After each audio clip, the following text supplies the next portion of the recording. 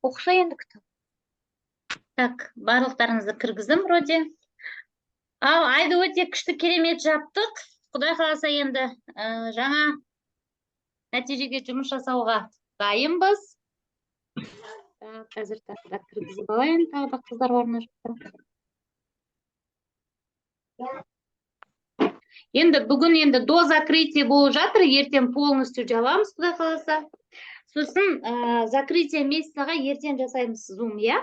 Бүгін енді мен сіздерді жинадым, потому что бүгін сіздерге біраз нәрсе айтқым келіп тұр. Жалпы жоспарлау туралы.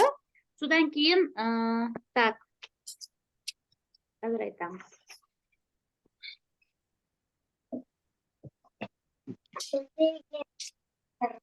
Қалайсыздар? Ал, амандасып алыңыздар бір-бірлеріңізбен, видеоларыңызды қосып қойыңыздар, көріп отырайық бір-бірімізді. Қалайсыздар? Барлықтарыңыз құттықтаймын. Жаңа раңықтарыңыз құтты болсын. Рахмет. Жақсы болсын сіздерге. Жақсы болсын. Аумин. Так. Қыздар. Давайте, бастай берейік, я запись қосып қойдым. Қалған қыздар енді запистен көре жатар. Жалпы негізінде сетевой сказка или нет деген сондай бір ұғым бар негізінде, да, сетевойды жалпы адамдар айтады, это сказка дейді. Негізі бір жағынан это да и это нет, да. Почему нет? Потому что көп адамдар сетевойға келген кезде өздерінің жаңағыдай бір, қалай айтсам болады, да, какой-то бір, былай айтатын болсақ, біздің командада жалпы, я, мен осы 3,5 жыл болды, осы командада профессия 21 века деп негізі аталады біздің командамыз, я. Одан кейін welcome деп аталады, біздің наставниктарымыздың атап берген. Сосын команда форсаж болды, и сол командадан тараған біздер мінекей бүгін міне сапфировый командада отырыстар, я. Енді қараңыздар, жалпы негізі осы 3,5 жылдың ішінде менің көз алдымда қаншама миллионерлер шықты біздің командадан, нөлден бастап, я. Және де қаншама адамдар жолдары болмай кетті. И осы екі категорияға да сетевой сказка. Знаете почему? Потому что жолы болмайғандар, олар қалай айтады, ой, это все сказки. Ойда ақша жоқ, мен болғам ол жерде, мен даже сол командада болғам деп айтады, да. Мысалға, менде болған бір қыздар бар, который басқа жаққа кетіп қалды, сіздер ол қыздарды білесіздер, бірақ әлі де ешқандай нәтижеге қолын жеткізбеген, я. Но бірақтан айтады, да, даже мен сол командада болғам, даже мен сол форсажда болғам, профессия 21 векада болғам, но там тоже это ертегі сказка, нету денег деп айтады, да. Ал енді действительно сказка, да, я вот мен қаншама қыздарды көрдім, өздерінің өмірлерін сказкаға айналдырып, өздерінің сказкаларының королевалары болып жатыр, мысалға, да. Соның бірі менмін, 3,5 жылдың ішінде, мысалға, топовый лидер болдым. Аллаға шүкір, қазір 13 мемлекеттен команда құрдым. Менің командамда 3000 адам бар. 3000 адамның 400 адамы, ол менің нақты партнерларым бизнес жасап отырған, я. Сол 400 адамның ішінде менде қазір командамда 8 золотой лидерлар бар. Оның ішінде мінекей Сафир біз, я. Одан кейін біздегі лидер Анар ханым бар, я. Күйеуі екеуі совместный. Анардың баласы бар, профессионал, я. Және де менің семейный уже сестрам өсіп жатыр, осы жерде анам өсіп жатыр, балам профессионал, мен Сафир болдым, мысалға, да. Былайша айтқанда, менің командамда сондай уже 8 миллионер бар, аузымды толық қанды айта алам, өйткені 8 адам сондай жақсы рангта отыр, я. Одан кейін серебряный, мінекей, қанша біздің рангты ашып атқан қыздарымыз бар, апаларымыз бар, я. Мінекей қараңыздар, бұл енді былайша айтқанда бәріміз нөлден бастадық. Бәріміз осы еш нәрсе білмей, рекрут деген не, бизнес деген не, қалай бастаймыз, клиентпен қалай жұмыс жасаймыз, ойбай өзім білмейтін продукцияны қалай айтамын деп, бәріміз солай келдік, я. Былайша айтқанда бәріміз көзіміз жабылған, анау мысықтың марғауы сияқты болып келдік. Но келе-келе бәріміз сол нәрсені үйрендік. Мен де дәл сіздер ұқсап бастаған болатын. Мен наставниктарыма айтатын, Бота, ты как черепаха, до тебя дойдет, блин, деп, да. Действительно сондай. Мен анау қыздар жасап атқан сабақты мен 3 күннен кейін бірақ жасайтын. Потому что мен оны переводтаймын, мен оны қараймын, жаңағы еще андай, менде мынандай не болды да. Первое время андай синдром отличницы болды да, и одан кейін очень послушная ученица я была. Ананы тез жаңағыдай қарап, тез жаттап, мың рет проверять ет. И мен наставнигіммен разбор жасаған кезде маған айтты, ты, короче, снимай вот это все деді. Как есть, солай перевер деді. Қалай білесің, солай айт деді, своими словами, своими эмоциями. Передавай от себя. Не надо нас копировать деді. Копируйте, но Айфа вы, туалеттен шықшы. каждый человек художник своего работы деп та, Ага. сол өзің қараған, көрген, өзің түсінген тіліңмен айт деді да. И действительно, да, сетевой негізі сказка. Жасай алмаған адамға да сказка, ол айтады өтірік ертегі деп та. Аружан, Ал жасай алған адам маманы мына жерге қойсаң да болады ғой, мен былай. мысалға, Сол жерге для кейін. меня, знаете, было Қойсаң болады, былай қойып мынада. мечтой вообще мен өзім армандадым, ол бизнес класста тұру деген Айқайлы. қандай, иә. Балаларымды жақсы лицейге беру, иә. Балаларымды қиналмай ақша төлеп оқыту, мысалға жақсы білім беру деген сияқты. Одан кейін өзіме қажетті нәрселерімді қиналмай алу да, мысалға да, өзіме ақша жұмсау деген сияқты. Мен даже бүгінгі өзімнің историямды қарап отырсам, мысалы да, міне, так, қазір айтам. Осы бар ғой, жоспар жасаудың алдында негізі да, негізі көптеген ошибкалар кетпес үшін сразу біз жаңағыдай сұрақтарға жауап беруіміз керекпіз да, мысалға да. Біз енді қазіргі өмір сүріп атқан мысалға суммаларымыз, иә, сіздердің, иә, бәріміз табыссыз емеспіз ғой, на самом деле табысымыз бар. Бәріміздің табысымыз бар. Сіздің мысалға табысыңыз қазір қандай да, қандай сізде норма қазір мысалға, қазіргі норма табысыңыз, иә. Соған өмір сүріп атсыздар ғой, бәрібірде ай-май тамақ жеп атсыздар, ай-май киініп атсыздар, иә. И содан кейін мен мысалға бұдан жақсы болу үшін, бұдан өзіңіздің ойыңызда бар ғой, мысалға, бұдан маған мысалға мен 200 мың теңге табатын кезде мен келдім, иә, осы жерге да, то есть менің мысалға семьям доходы 200 мың теңге болды, иә. Сол кезде мен келдім, иә, 200 мың теңге мен табыс тапқан кезде, білесіздер ма, кредит төлеуге жетпейтін, кредитім төлемей қалатын постоянно, иә. Соның кесірінен маған анау немді жауып қойды, Каспий голдымды жауып қойды, жаңағыдай бір операциялар болады, нотариусте, бірдеме деген сияқты, сондай нәрселер жасай алмайтын, одан кейін шетелге шыға алмайтын мысалға да, и одан кейін өзіме киім ала алмаймын мысалға да, өзіме қажетті нәрсені ала алмаймын, даже өзім жегім келетін нәрсені алып жей алмаймын, потому что жетпейді да сол да.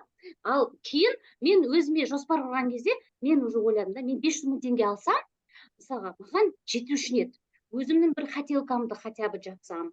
Одан кейін жаңағыдай мамама көмектескім келеді мысалға да. Сосын енді балаларым жаңағыдай жақсы киім кигенін қалаймын мысалға да. Тоже андай кроссовкалар алып берем, андай распродажадан 5-6 мың теңгелік, и қараймын уже 1-2 аптадан кейін балаларым аяқ су болып жүреді мысалға да. Это тоже было больно для меня, да. Сырты бүтін, іші түтін сондай да, киімнің де, жалпы состоянием. И мен ойладым, мен 500 мың теңге тапсам, короче, у меня улучшится жизнь, да. И одан кейін мен уже ойладым, так, наверное, мен 1 миллион теңге тапсам, мен жақсы жерде тұра алам, мен жақсы киім ала алам, мен жақсы тамақ жей алам, мен вообще на кредиттерім жаба алам деп, иә. И сөйтіп мен 1 миллион теңгеге өзіме планирование жасадым, иә. Ал қазір мен мысалға 1,5 миллион теңге табамын ғой, мен қазір мысалға бизнес-класста тұрам, жалпы жағдайым жақсы, иә, мысалға да, и жетеді мысалға, өзіме спокойно барып 70-80 мың теңгенің көйлегін ала аламын мысалға да, и мен андай уже өзіме экономить етпеймін мысалға. Сол сияқты білесіздер ма, өздеріңізге сұрақ қойыңыздар да, мен қанша теңгемен қазір өмір сүріп жатырмын, и және де қалай мен улучшить еткім келеді, и вообще негізі норма бәріне жететіндей, кәдімгідей, чтоб я спокойно спала, мен наставнигім мекенге сұраған, вот чтоб ты спокойно спала, и чтоб ты, когда глаза открыла утром, чтоб счастливая проснулась, сколько тебе денег надо деп сұраған менен. Сол кезде почему-то мен 500 тысяч деп айтқан болатын да. И кейін мен расклад жасадым да, так, мен 1 миллион табуым керек екен, негізі, мен тұрғым келетін жерде тұру үшін, мен сондай болу үшін деп, и одан кейін барып, сол 1 миллион теңге, мысалға да, осы Сафир бизнес лидерында мен даже сапер болмай профессионалда болған кезде де лидерде болған кезде де 2 миллиондап ақша таптым. Ол біздің мен ол кезде ондай секреттерді білген жоқпын. Мысалға да бізде даже БТ 10.000 рангында 986 мың теңге тауып отқан қыздар бар біздің командамызда қазір, иә. Даже профессионал емес, БТ 10.000 рангында. Почему? Потому что біздің компанияда біз қазір сіздерге үйретіп отырған осы методикаларымыздың бірі продукциямен жұмыс жасау, иә, личный оборот жасау. Бізде личный оборот жасауға компаниямыздың жаңағыдай беретін несі жақсы, выплатасы жақсы. 25% сізге төлейді. Еще и 1000 балдан жоғары жасайтын болсаңыз, сізге уже общий товарообороттан маркетинг бойынша төлейді. Басқа компанияларда мысалға да сіз 1000 бал мысалға директорский статус дейікші, соны жауып, сіз сол жаңағы межеленген сумманы алу үшін, обороттан 12% ақшаны алу үшін сізге дополнительный дорабатывать ететін жаңағыдай условиялар бар. То есть есть условия у маркетинга, знаете, вот сделай директорский статус, и ты получать будешь уже от маркетинга 12% деп айтады, иә? И содан кейін сен 12% жаққан кезде саған уже до условия қояды. Так, артыңнан бір адамды 200 балға шығар, артыңнан 2 адамды 500 балға шығар деп уже до условия кетеді, да? Саған айтады, все, окей, ты красавчик, сен 12 балға түстің, саған бонус түсті кабинетіне деп. Кабинеттегі бонус көрсетеді, да? И сіздің қолыңызға бермейді ол ақшаны. Потому что до условия қойылады. А бізде до условия жоқ. До условия деген нәрсе бізде вообще жоқ. Бізде кәдімгідей клиент ориентированный продукт болғаннан кейін жаңағыдай клиенттермен жұмыс жасауға позволяется. Сіз мысалға бізде 10.000 балл, 20.000 балл рангты только клиенттермен или только личный оборотпен жаба аласыздар. Конечно, 20.000 балды личный оборотпен жабу өте қиын. Ол жерде сіз кәдімгі колл-центрда отырғандай уже 24 сағат уже бүйтіп 3 телефонмен отырып жұмыс жасайсыздар. Потому что мен өзім 5000 балл оборотты лично жапқан кезде, ноутбукта бір балам отыратын, ана жерде бір телефонда бір балам отыратын, мына жерде бір телефонда мен отыратын. 5000 балл обороттың өзін личный жапқан кезде, это уже кішкене тяжеловато. Но бірақтан менің командамда 10.000 балды қиналмай, қыздар кәдімгідей таңертең жұмысқа барған сияқты, мен мысалы сұраймын ғой, қалай жауып отырсың ба 10.000 балды жалғыз өзіне, иә? Сонда айтады ғой, вот я 8 утра болды, мен отырам, завтрагымды ішіп аламын да, ол мен 9000 теңге тауып отырған, ақша тауып отырған әйелмін, менің үйімде бәрі под меня подстраивается дейді. Яғни балалары өздері школға барады, өздері келеді, әкесі қарайды, кеп шешесі, жаңағы әкесінің мамасы қарайды, келіп, сестренкасы келіп қарайды, уже под нее подстраивается, да? Вот сіздер ақша тауып үйлеріңізге көрсетіңіздер, уже все вот эти вот қазір сіздер үлгермей атқан, осы сіздерді уважать етпей атқан, ой, телефоннан басып алмайсың деп отырған адам бәрі под вас будет подстраиваться.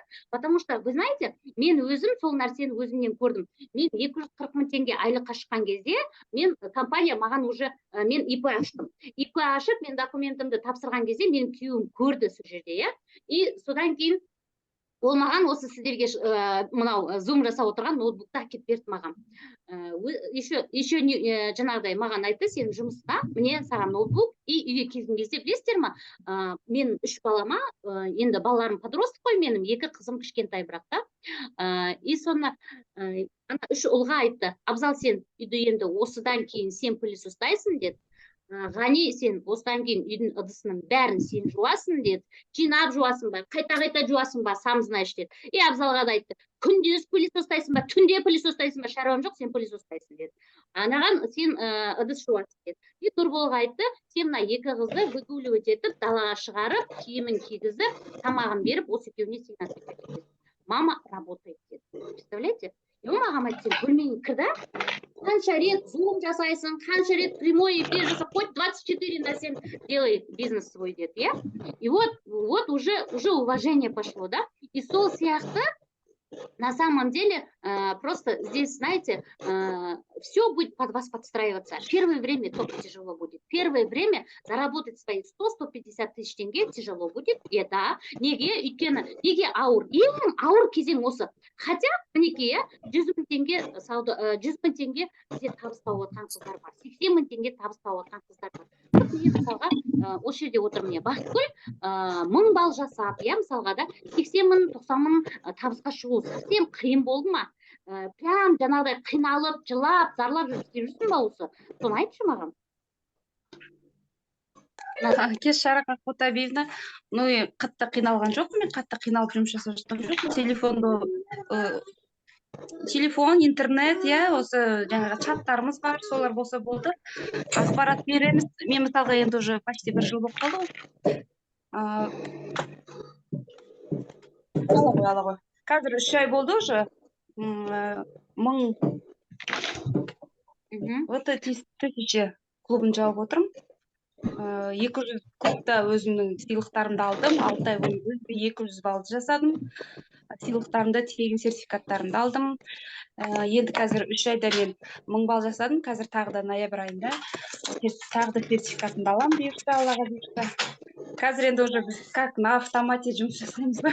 Вот, қараңыздаршы, қиын емес. А вы представляете, сіз ең қиын этаптан өтіп кеттіңіз. Осы ең қиын. Ары қарай бәрі оп-оңай. Вот уже сіз уже кәдімгідей БТМ-ді жабу, БТМ-ді 3 ай ұстап отыру, все.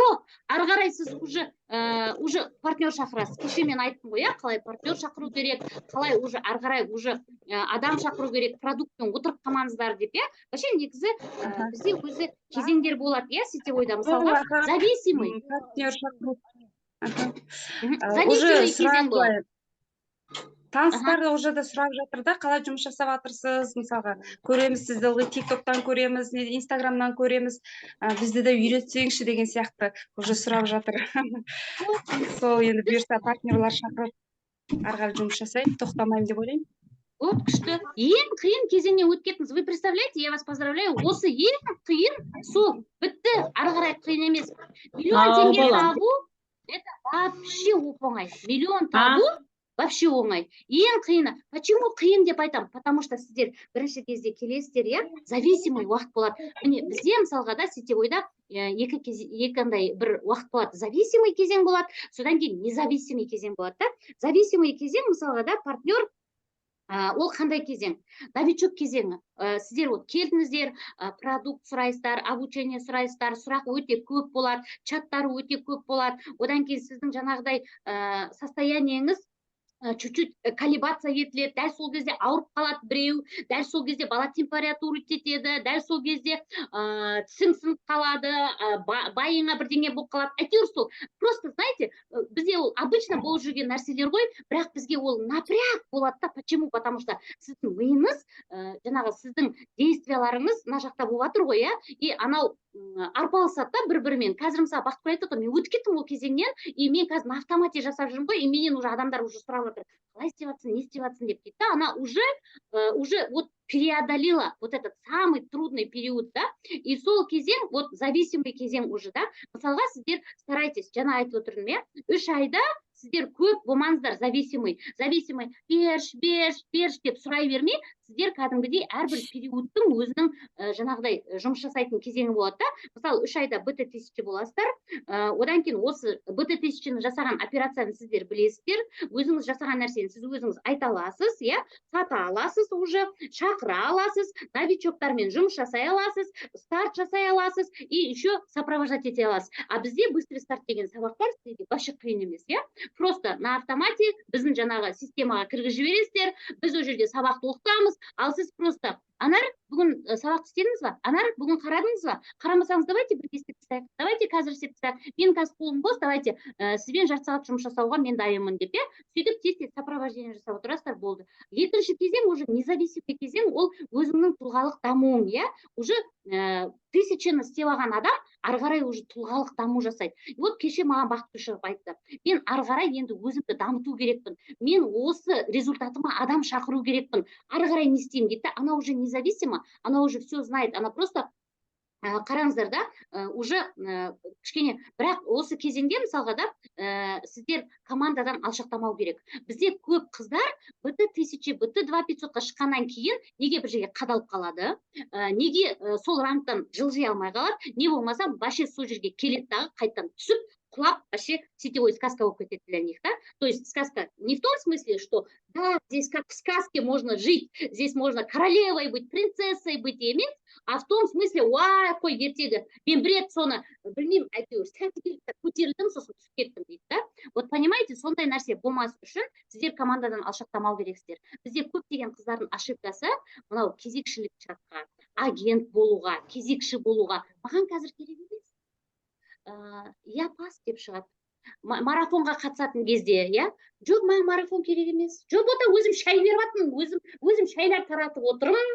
Все хорошо, корень бердім, без корень ойнаттым, клиентский чатында дейді, да? Но сіздер командадан алшақтамаңыздар.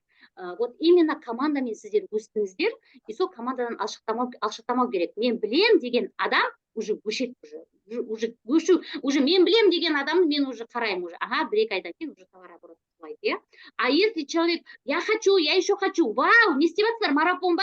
Магний марафон, давай мен қатысам, мен клиенттерге айтам, не айту керек, давайте айтайық қыздар, ана марафонға контент берсеңдерші, не айту керек, бізде Мадина присутствует. Не айту керек, айтсаңдаршы, ана магнийдің есін беріңдер, видео не бар, мысалға, да? Антипаразитарный ма, мысалға, бақытгүл, да, антипаразитарный, мен қалып кеттім, қайда қалдым, давайте қатысайын, розыгрыш па, давайте мен де қатысайын деп, вот барлық жерде активность білдіру керексіздер. Да, вы независимые, да, сіздер 1000 балл жасауды білесіздер. Здесь секрет только один, 1000 балл жасап үйренесіздер, и 5 адамға 1000 балл жасауды үйретесіздер. Алғашқы 5 айда. Все, сіз уже 10 000 балл жауасыз. 10 000 балл жапқан команда уже автоматом уже жарты жылдың ішінде 20 000 болады. 20 000 жапқан команда бір жылдың ішінде автоматом уже 50 000 балл болады. Уже потому что сіздер өсесіздер солай. Прям кәдімгідей жаңбырдан кейін шыққан ягода сияқты өсіп кетесіздер, понимаете? Вот осы. Одан кейін сосын бізде мынандай нәрсе бар. Сетевойда мен, міне біздің ортамызда да бар. Міне осы жерде отырған қыздардың арасында да бар. Міне время впустую, кто-то тратит, сидит, да, а кто-то вложение делает. Кімдер мысалға, міне мен қазір сұрасам, бір қыздар бар мысалға, да, мен шығарып сұрамай қойын, просто пустое время тратить етіп отырсыздар осы жерде. Мен ондай қыздарға даже айтам, да, басқа жерге барыңызшы. Может быть, сіз сол жерде күшті өзіңіз ашыласыз, иә, мысалға, да. Мен айтам солай, действительно, идите попробуйте деп, иә. Потому что мне жалко просто адамның вложение жасаған времясымен пустую тратить еткен времясы, да. Мысалы, мен Мадина апаға, Бағдат апаға, мысалға, да, ол кісілер, они, знаете, они время вложили в себя, они вложили это время. Ал бізде қыздар бар, пустую тратить етіп отыр, осы жерде уақыттарын, өмірлеріңізді өткізбеңіздер өйтіп. Если здесь сіз ешнәрсе істемей, әрекет істемей отырсаңыздар, сіздерде ешнәрсе болмайды, и не надо иллюзировать етпеңіздер. Лучше басқа жерден дамытыңыздар өздеріңізді. Білмеймін, тігістіңіздер, білмеймін, басқа бірдеңе прическа істеңіздер, не знаю, но где-то развивайтесь, где-то в другом месте развивайтесь. Потому что пустую здесь тратить не надо время. Мне просто жалко ваше время, что вы пустую тратите, понимаете? Сіздер барыңыздар, лучше басқа жерден өзіңізді дамытыңыз, иә? Потому что менде өзім көріп отырмын ғой командамда, да, пустой времясы өтіп жатқан қыздар бар. Я ертең жасаймын, бірсі күні менде депрессия, менде стресс, менде бүйтіп қалдым, мен сөйтіп жүрмін, өзім қайда екенімді білмей, өзің отырсын. Ешқайда сен алып кеткен жоқ қой ешкім. Сен все қош бол, айда бол деп кеткенше, ана жердің астына көміп тастағанша, ты у себя, не надо, я себя потерял деген адамдар. Вообще түсінбеймін бар ғой. Вообще түсінбеймін. Не надо терять себя. Это вообще дұрыс емес нәрсе ол. Бір жерге келдің ба, өзіңді планировать ет, өзіңе жоспар құр, сол жоспарыңа сай өмір сүретін ақша қай рангта тұр, сол рангты межеле, и сол рангқа жету үшін не істеу керек? 1000 балл жасап үйрену керек. Жасадың ба 1000 балл жасап, енді сол жасап үйренген біліміңді, жасап үйренген нәрсені бір 5 адамға үйрет. Неужели жақсылық жасамайсыз? Сіздер жақсылық жасайсыздар ғой, ойлаңызшы. 10 адамға сіз 1000 балл жасап үйрендіңіз. 10 адам 50 000 теңге алып, қызына көйлек әперіп жатыр, мамасына көйлек әперіп жатыр, байына бірдеңе көмектесіп жатыр, мысалға, да, кредитін жауып жатыр, конце концов, өзіне бірдеңе алып жатыр, иә? Соның бәрі, это же энергетика. Соның бәрі жақсылық қой, жақсылық мысалға, да? И сол нәрсені пустую не тратьте время. Сосын сетевойдағы 3 кезең, новичок кезеңі, лидерство кезеңі, и біздегі жаңағы мынандай не болады, наставничество кезеңі болады. Сіздер новичок кезеңін, мінекей новичоктың міндеті қандай? Әрбір кезеңде өзінің міндеті бар да. Мысалға новичок қызметі. Новичок быстрый стартқа қатысу керек. Сабаққа қатысып, қарқынды, күнделікті берілген тақырыпты сабақта мынандай, мысалға сіз Мадинаның адамсыз, иә, міне Айнура келді, біз быстрый стартқа кірді, Мадина наставнигі бірге кірді екеуі, иә, мысалға. Мен шықтым, Гүлайым екеуім сабақты бердік, давай, все, ура, давай. Факел дали, урок дали, Мадина апа шығады да новичогына айтады. Айнура, қалыңыз қалай, түсіндіңіз ба? Мына информация түсінікті болды ма? Осы информация бойынша үйренісі мынандай берілген, сіз жасадыңыз ба, иә? И вы вот, Мадина шықпай қалса, Айнура өзі шығу керек. Так, Мадина апа, ана жерде Ақбота жаса деді, Гүлайым шығып айғайлады, мынандай тапсырма берді, мен қарадым, чутка мына жерде түсініп тұр. Иә, сол жер, сосын ол Мадина айтады. Так, аха, дұрыс, олар енді, олардың уақытлары жоқ, олар тез айтады, ну, потому что көп басқа жұмыстары, давай, екеуміз жасаймыз. Самое главное, сен сабақты алып отырсың, иә, давай, сабақты жасау, иә. Одан кейін Инстаграм, ТикТок сабағын жалғастырып өту, арғы клиентский чатта қатып қамаңыздар вообще. Ары қарай, потому что клиентский чат, это міне сіздің контактыңыздағы бар адамдарды отработка жасап, бәріне айтып шығу, иә, бәріне айту. Мен енді Сайберем Wellness-та консультант болып жұмыс жасап жатырмын. Если кому-то где-то что-то слышали про этот продукт, енді менен ала аласыңдар. Мен сіздерге күшті эксперттерден консультация алып бере аламын. Любой сұрағыңа жауап бере аламын. Аптекадағы бүкіл өнімді осы жерде таза табиғи өнімге ауыстыруға болады деп, бүкіл адамдарды айтып, бүкіл адамдарыңызды, контактыңызды бір аптаның ішінде отработка жасап, клиентский чатыңызды уже 100 адамға толтырып алуыңыз керек. 50-100 адам уже болу керек. Все, 50-100 адамға сіз информация беретін, жаңа бізде беріліп жатыр бәрі, иә, мысалы, қалай жұмыс жасау керек. Одан кейін қатқамау керек, сол чатты толтыру керек бізге.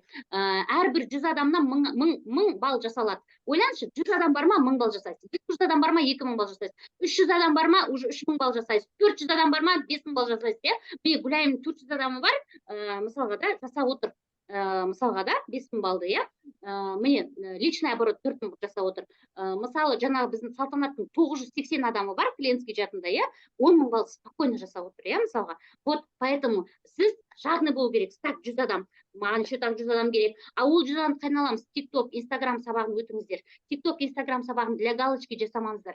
TikTok, Instagramда қазір, білесіздер ма, аз ғана подписчикпен көптеген охват алуға болады. Почему? Потому что Reels арқылы, потому что TikToktағы роликтер арқылы. Бірақ Reels пен TikToktағы ролик, сторис қаралым алу үшін күнде хотя бы 5 минуттық эфирға шығу керек. Хотя бы 5 минуттық. Ол қандай эфир болуы мүмкін? Басыңызды ауыртпаңыз. Вообще басыңызды ауыртпаңыз. Сіздің клиентский чатқа тақырып берілді ма? Кезекшілік чатта сізге дайын информация берілді ма? Бүгін бауырдың программасын айтып жатсыз ба? Все, шығасыз да прямой эфирға, қыздар. Бүгін мен клиентский чатым бар, жұмыс жасайтын, сіздер білесіздер. Білмейтін болсаңыздар, клиентский чатын сілтемесін сұрасаңыздар, маған жазып личкама, мен сіздерге личкаларыңызға жіберем. Давайте, мен сол жерде бүгін бауырдың программасын айттым, сол бауырдың программасын резюмировать етіп, тағы да айтқым келіп отыр. Мысалы, мынандай продукциялар оған кіреді. Және де осы бізде отзыв каналы бар, 1000-нан аса адамдар сол жерде отырып, қазақша және орысша отзывтарын беріп отыр. Сол жердегі отзывтарды өзім кіріп қарадым. Представляете, бір адам осындай жазылған, бір адам осындай жазылған деп, сөйтіп просто айтып беріңіздер да, сөйтіп эфирға шығып тұрыңыздар. Потому что эфир продвигает ваши ролики. Эфир обязательно керек. Эфирді прям на это надо прям күнде 5 минут хотя бы эфирге шығып тұрыңыздар. И эфирдің артында осы продуктаны сертификатпен мен өзіме тегін алып жатырмын. Если хочешь тегін алуға, или сен кэшбэк алғың келетін шығар, или сен подарка алғың келетін шығар, или вообще мен сияқты тегін продукция алып, еще и ақша тапқың келетін шығар. Мен міне осы айда 20 000 теңге таптым. Давай кел, мен сені үйретемін деп сөйтіп жабастардағы сол эфирлеріңізді содан кейін сіздер старайтесь. Өзіңіздің эфиріңізді өзіңіз қолыңызбен өзіңізді продвигать етіңіздер. Потому что сіздер жұлдыз емессіздер, сіздер Қайрат Нұрдастың әйелі емессіздер, иә? Бүйтіп прямой эфир қосып отыратын, иә? Мы простые люди, мы сами себя должны продвигать. Біз продвигать ету керекпіз өзімізді. Енді ары қарай следующий сіздер мінекей, так, келесі уже лидерство.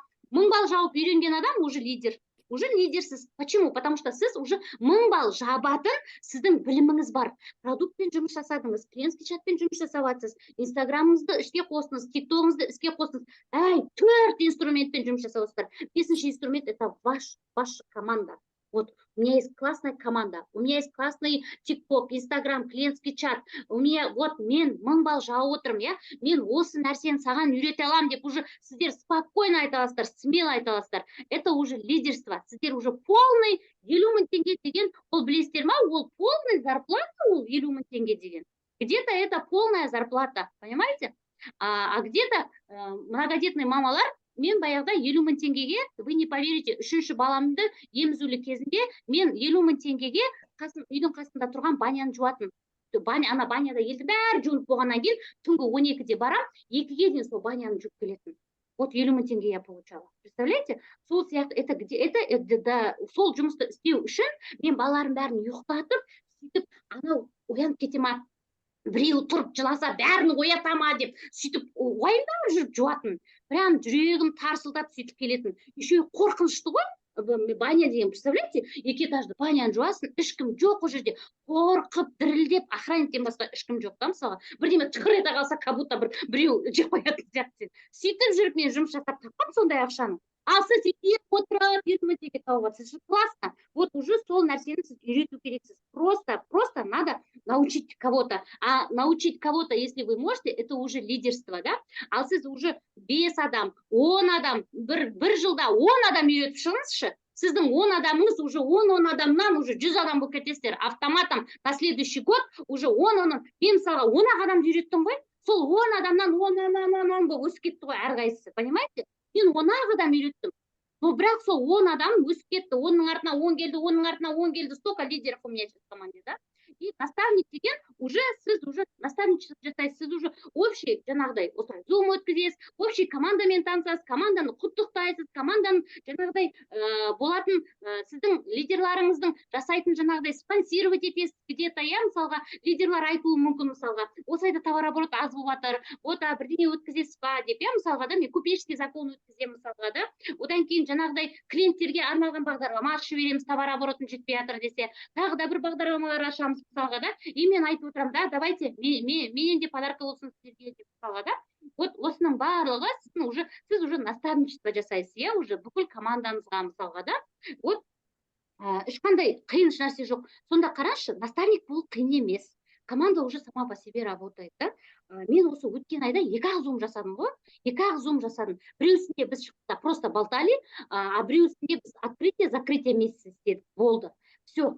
И я ничего такого сложного не делала. 3 рет быстрый стартта болдым. И 2 рет біз Instagram, TikTok сабағын жүргіздік. Одан кейін просто розыгрыш жүргіздік. Кезекшілік чатта мен вообще қызметім жоқ. Агентствода менің қызметім жоқ. Мен қызметім просто сіздерге факел жасап беру. Вот здесь вот такая сказка есть, показываю эту сказку, да. Вот это наставничество. Мен на самом деле, я 100 000, мен 100 000 теңге табуым өте қиын болды маған. Потому что я себя ломала, потому что я боролась со своей семьей. Я им доказывала, что я здесь работаю, я не просто сижу, да. Понимаете? Вот это время надо перейти вам, да, и тогда все будет окей. Ешқандай сіздер мысалға да, лидер болғанда, наставник болғанда, ешқандай қиналмайсыздар. Все это уже кәдімгідей әрбір наставниктің өзінің жаңағыдай планированиесі бар. Бірақ сол алғашқы сол бізде ең оңай нәрсе продуктпен жұмыс жасауға болады. Бізде востребованный продукция бар. Мысалға өткен айда бізде бір қыз кетіп қалды командамыздан. Эльмира деген қыз келді, 200 балға кірді. Содан кейін білмеймін, бір религиозный бір жерде екен. Мен ұстаздарым мені көріп қойды дағы, мынандай тірлік саған болмайды деп айтты. Мен Ақботахан кететін болдым деді. И маған бүгін жазып жатыр. Менің балам температура, мен балама антибиотик беруге болмайды. Антибиотик берсем ол талып қалады, оның диагнозы бар. Мен не берем деп. Сонымен врачымен сөйтіп келісіп, Новамин Н бар, одан кейін жаңағы Барага Амаранта бар, иә. Мен соларды айттым, давайте осы Эпам, Барага Амаранта, біздегі осы Новамин Н-ді 2 капсуладан беріп, сөйтіп бақылаңыз. Это жаңағыдай природный антибиотик деп сөйтіп, иә. Сонымен мінекей, иә, даже кетіп қалған адам продуктта қалып отыр, иә. Қараңыздаршы, продуктта қалады. Бізде, потому что продукт востребованный, продукт барлық адамға керек. Бізде 100% сау адам жоқ ондай. Бізде даже 100% сау адамдар қазір білет, что өзін поддерживать ету керек продукциялармен. Маған бір кісі жазып жатыр бүгін да, мысалға да, менің күйеуім инсульт алып, мен үйде отырып қалдым. Мен вообще үйде отырмаған әйелмін, мен үйде отырам деген планым вообще болмаған. Не знаю, чем заняться. Мені командаңызға алыңызшы, пожалуйста, научите меня, чтобы я чем-то хоть занималась. Потому что мен ауру күйеуіме қарап, өзім ауру болып бара жатырмын. Потому что я чувствую, что она меня тянет вниз. Да? И мен айтатын, давайте, бізде продукт бар, бізде инсультқа арналған программа бар. Күйеуіңіз де жақсы болады, өзіңіз де жақсы болады. Давайте жұмыс жасамыз деп жатырмын. Да, вы чуть-чуть отвлечетесь, күйеуіңізге уақытылы тамағын беріп, уақытылы памперс тауыстырып, уақытылы жаңағыдай дәрісін беріп отырсаңыз болды ма? Қалған бір 3 сағат уақытыңыз бар ма? Давайте 3 сағат жұмыс жасаңыз менімен деп, мен сол кісімен жұмыс жасап жатырмын. Да, мысалға, да? Это же классно. Адамдар продуктқа келеді, продукттан кейін уже бизнесқа келеді, иә? Сол сияқты сіздер күшті жерде отырсыздар.